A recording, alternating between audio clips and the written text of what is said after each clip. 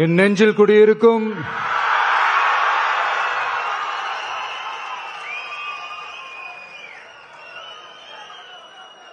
என்னுடைய தோழர்களுக்கும் தோழிகளுக்கும் தமிழக மக்களுக்கும் என்னுடைய வணக்கம்.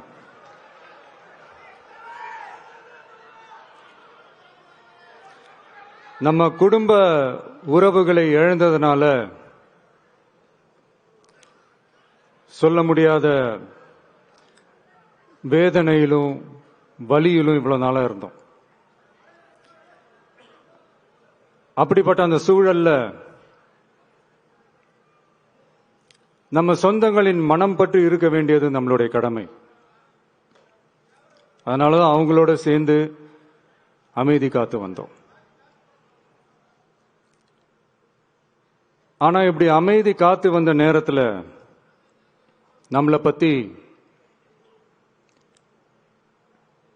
வன்ம அரசியல் வலைகள், அர்த்தமற்ற அவதூறுகள்னு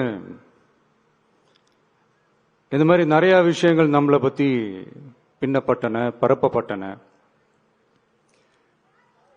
இது எல்லாமே சட்டம் மற்றும் சத்தியத்தின் துணை கொண்டு துடைத்து எறியத்தான் போறோம்.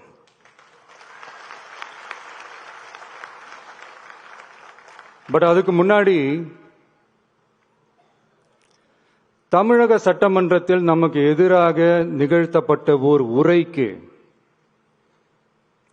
ஒரு நாகரிக பதிலடி கொடுக்கணும்னு நான் நினைக்கிறேன்.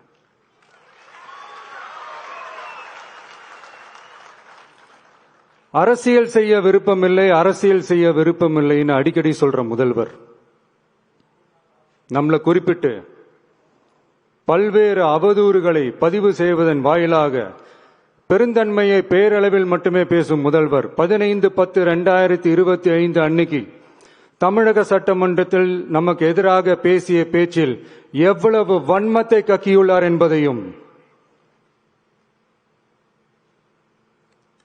எப்படிப்பட்ட ஒரு அரசியல் செய்ய முயல்கிறார் என்பதையும்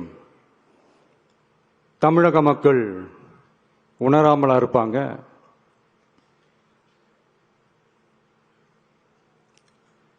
இந்த கரூரோட சேர்ந்து 5-6 மாவட்டத்துக்கு இந்த மக்கள் சந்திப்பு நிகழ்ச்சிகள்லாம் நடத்தியிருக்கிறோம், போயிருக்கிறோம்.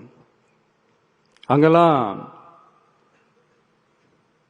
இந்த லாஸ்ட் மினிட் வரைக்கும் எங்களுக்கு அந்த இடம் கொடுப்பாங்களா மாட்டாங்களா, பெர்மிஷன் தருவாங்களா மாட்டாங்களா, இப்படியே இழுத்து அடிச்சுக்கிட்டு இருப்பாங்க. நாகப்பட்டினத்தில் சொன்னது மாதிரி தான். நாங்கள் ஒரு இடம் செலக்ட் பண்ணி கேட்போம், மக்கள் நல்லா ஸ்பேஷியஸா நின்று பார்க்குற மாதிரி. பட் அவங்க அதையெல்லாம் ரிஜெக்ட் பண்ணிட்டு மக்கள் நெருக்கடியோடு நின்று பார்க்குற மாதிரி ஒரு இடத்த செலக்ட் பண்ணி எங்களுக்கு கொடுப்பாங்க. இது டிஃபால்ட்டா எல்லா இடத்துலையும் இந்த ஒரு ஆர்குமெண்ட் நடந்துட்டு இருக்கும்னு வைங்க.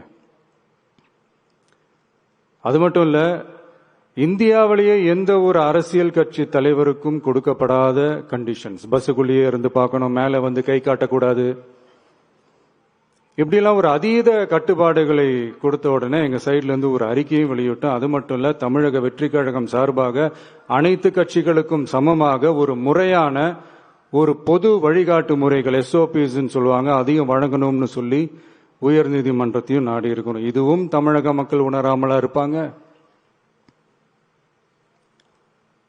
இப்படி ஒரு அரசியல் காழ்ப்புடன், நேர்மை திறனற்று நம்மளை பத்தி குற்றம் சாட்டியுள்ள குறுகிய மனம் கொண்ட முதல்வர் அவர்களுக்கு ஒரு சில கேள்விகள். உச்சநீதிமன்றத்தில், அதாவது 13/10/2025 அன்னைக்கு உச்சநீதிமன்றத்தில் நடந்த அந்த விவாதங்களை வைத்தும் வந்த உத்தரவுகளை வைத்தும் இந்த கேள்விகள். இப்படி பொய் மூட்டைகளா நம்மளை பத்தி இந்த அவதூறுகளை அவிழ்த்து விட்ட முதல்வர் அவர்களுக்கும் திமுக அரசுக்கும் சார்பாக கோடிகளை கொட்டி அமர்த்தப்பட்ட அறிவார்ந்த வழக்கறிஞர்கள் அவங்க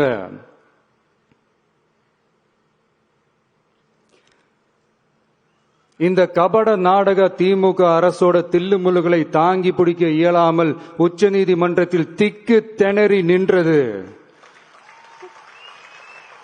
முதல்வர் அவர்களுக்கு மறந்துவிட்டதா?